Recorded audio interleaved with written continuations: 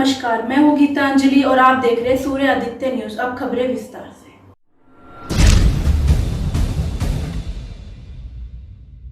गाजियाबाद के मोदीनगर में चल रहे जल निगम के कार्य में भ्रष्टाचार की शिकायत लगातार आ रही है। मोदीनगर की जनता व सभासदों की शिकायत के बाद भी मोदीनगर के चेयरमैन व विधायक चुप बैठे हैं और वहीं जनता द्वारा शासन प्रशासन से शिकायत करने के बाद भी अधिकारीगण कुछ भी बोलने को तैयार नहीं है।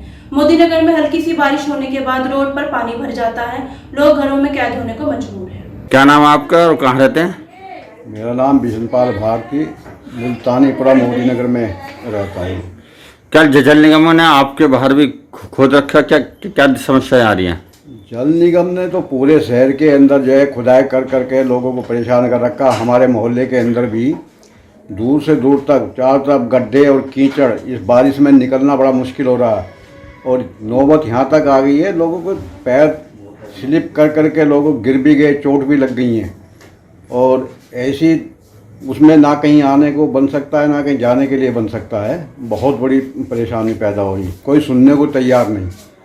विधायक यहाँ के, सांसद यहाँ के, चेयरमैन यहाँ के सारे बीजेपी के होते हुए भी और सरकार बीजेपी की होने के बावजूद भी तो ये लग रहा है या तो ये जानबूझ करके जनता को परेशान किया जा रहा है या किसी दबाव में आकर के ये किसी भी ठेकेदार को कुछ कहने को तैयार नहीं है।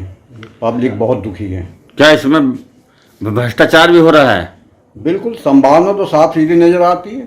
जब ठेकेदारों पे अंकुश नहीं है, ठेकेदार ऐंठ के बोलते हैं, अगर कुछ कहते हैं तो जाओ हमारी शिकायत कर लो जहाँ करनी है, हमारा कोई कुछ नहीं बिगाड़ सकता, तो ये तो सीधी सी बात है। भ्रष्टाचार 100% है, बिना कमीशन के तो कोई काम होता ही नहीं है। आम जनता क्या करेगी अब आम जनता क्या करेगी? आम जनता अपने महंगाई से परेशान है, दूसरी अपने रोज़गार से परेशान है, तीसरा इन्होंने जो है कहीं निकलने आने जाने के साधन उन्हें ख़त्म कर दिए। अब तो एक ही काम रह गया, सभी को मिल करके इस सरकार के और यहाँ के नगर पालिका के खिलाफ जो है धरना प्रदर्शन करना चाहिए। मेरी तो यही राय है। डोडी जी, आप पूर्व सभासद हैं और मोदीनगर में जल निगम के कार्य चल रहे हैं, चारों तरफ आप देख रहे हो क्या हालत हो रही है, आपका क्या मानना है? क्या ये सही कार्य हो रहे हैं? जल निगम उत्तर प्रदेश की गाजियाबाद जो शाखा है, इसके द्वारा जो मोदीनगर में सीवरेज योजना का काम हो रहा है, ये बहुत गलत हो रहा है, बहुत घटिया हो रहा है और बड़े बड़े अधिकारी इसमें सामंजस्य बिठाकर नहीं चल रहे, इसलिए बहुत बड़े घोटाले का अंदेशा भी। चारों तरफ रोड खोद के फेंक रखे हैं, एक जगह से कार्य नहीं कर रहे हैं, लोग रपट के गिर रहे हैं और आम जनता चुप है। भारती जी, मैं बहुत स्पष्ट करना चाहता हूँ, आपने बहुत गंभीर मुद्दा शहर का उठाया है। इसमें शहर के कोई विशेष गली या मोहल्ले की बात नहीं है, पूरे नगर की जनता इससे दुखी है कि गली मोहल्ला परेशान है। लेकिन बहुत स्पष्टता ये भी बता देना चाहता हूँ कि मोदीनगर में सर्वप्रथम वो आदमी हूँ जिसने जनता की इस आवाज़ को सबसे पहले, इनका काम शुरू होते ही जब घोटाले हुए थे तो उसमें एप्लीकेशन और RTI लगाने का काम किया गया। बड़े खेद की बात है कि जल निगम द्वारा चूंकि बहुत बड़े स्तर पर घोटाला किया जा रहा है, यह इससे स्पष्ट होता है कि बार बार DPR मांगने के बावजूद भी RTI में वो DPR देने को तैयार नहीं है।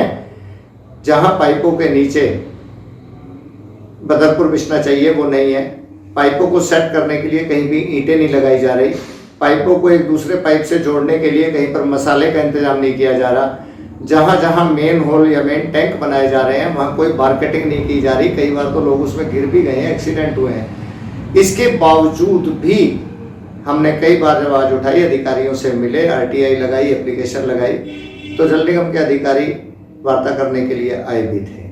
आप बीजेपी नेता हैं और यहाँ पर बीजेपी MLA है, MP है, चेयरमैन है और फिर भी सही कार्य न हो रहा है, ऐसा क्यों? देखिए, हम भारतीय जनता पार्टी के कार्यकर्ता हैं, लेकिन इसका मतलब ये नहीं है कि हम गलत काम का विरोध ना करें। विरोध कहाँ कर रहे हो आप? हम कर रहे हैं, हम लिखित में हम देते हैं कि हमने मोदीनगर में सर्वप्रथम अगर कोई लेटर जल निगम पर गया है इसके विरोध में तो वो लोकेश कुमार डोडी का गया है। अगर सर्वप्रथम कोई RTI 2-3 गई है तो वो लोकेश डोडी के नाम की गई है। चेयरमैन आपके हैं, विधायक आपके हैं, फिर भी तो कार्रवाई क्यों नहीं हो रही? कार्रवाई ना होना, आप इसी से सहमत हो सकते हैं कि जब आदमी मरता है मैं आपको उस कमी की तरफ ध्यान दिलाता हूं जिस कमी की तरफ आपका ध्यान ही ना गया हो। जहां तक ये वाली बात थी, अब से कुछ दिन पहले हमने अपने फेसबुक पे लेटर भी लिखा था कि जल निगम के अधिकारी वार्ता करने मेरे घर आए हैं और उनसे सड़क तत्काल बनाने का, खड़ंजे तत्काल बनाने का बात हुई और उन्होंने उस पर काम भी करा। आपने देखा होगा कि तत्काल हमसे बात होने के 4-5 दिन का उन्होंने वायदा करा था कि 4-5 दिन में काम शुरू हो जाएगा। तो सड़कों के बीच में लाल रोड़ी बिछनी शुरू हो गई थी और लगभग सभी सड़कों पर लाल रोड़ी बिछ चुकी है, कहीं 90-95%। लेकिन चूंकि मौसम बारिश का है तो इसमें सड़क नहीं बन सकती, इस बात से आप भी अवगत हैं। लेकिन घोटाला कहाँ है? उस घोटाले को आज तक कोई नहीं खोल पाया। बारिश तो अब हो रही है, लोगों के 1-1 महीने पहले खोद के रोड गिर रखे हैं। हमने इस बात को भी बताया, मेरे पास वो लेटर है जो उन्होंने दिया था आरटीआई में। जल निगम ने स्वयं अपने आदेश में ये लिखा हुआ है कि जिस गली, जिस मोहल्ले को, जिस सड़क को खोदा जाएगा 8 दिन में उसको कंप्लीट किया जाएगा, अन्यथा ठेकेदार के विरुद्ध कार्रवाई की जाएगी। हमने इस बात का फिर उनसे जवाब भी मांगा, लेकिन वो उसका जवाब नहीं दे पाए, डीपीआर नहीं दे पा रहे। पीली ईंटें लग रही हैं, वो अब भी आरटीआई में भी झूठ बोलकर और अव्वल ईंटें बता रहे हैं। मसाले की गुणवत्ता ठीक नहीं है, वो उसको भी ठीक बता रहे हैं। पाइप किन किन कंपनियों से खरीदा गया उसके वाउचर मांगे गए, वो वाउचर नहीं दे रहे हैं। तो आप मान लें कि जो आदमी फंसा हुआ है, जो आदमी डकैत है, वो आदमी क्यों अपनी सफाई पेश करेगा? वो तो गलती करेगा। लेकिन हम अपना धर्म और जनता के प्रति जो हमारा कर्तव्य है, हम पार्टी में रहने के बावजूद उसको उठा रहे हैं बार बार। तो इसका मतलब जो मोदी नगर की जनता है उसको ये सब दुख दर्द सहने नहीं रहने देंगे। हमने बताया कि कोरोना खत्म होने से 4-5 दिन पहले अधिकारी आए थे और उसका प्रूफ फेसबुक है, मेरी फेसबुक आईडी पर लिखा हुआ है कि अधिकारी आए और उन्होंने तत्काल कार्रवाई का आश्वासन दिया और कार्रवाई शुरू भी हो गई। उन्होंने कहा 4-5 दिन में हमारी लेबर आ जाएगी और हम बड़े स्तर पर कार्रवाई कराएंगे। और आपने देखा लाल पत्थर बजरी डलनी शुरू हो गई थी, कई जगहों पर खड़ंजे भी लग गए हैं।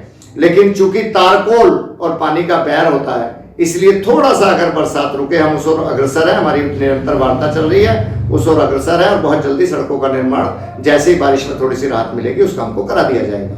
Thank you.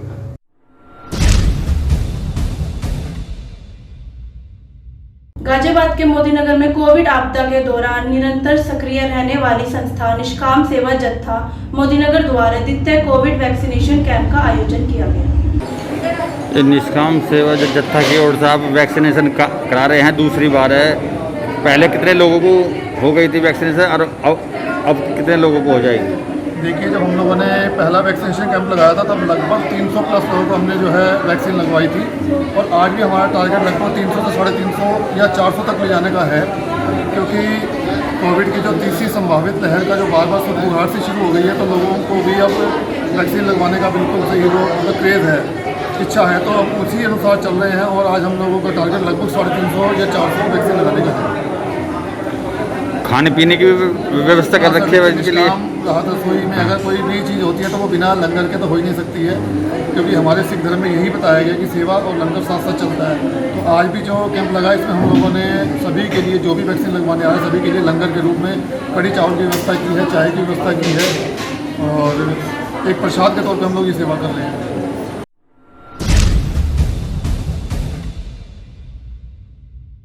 आज के लिए खबरों में बस इतना ही। कल फिर होगी आपसे मुलाकात। नमस्कार।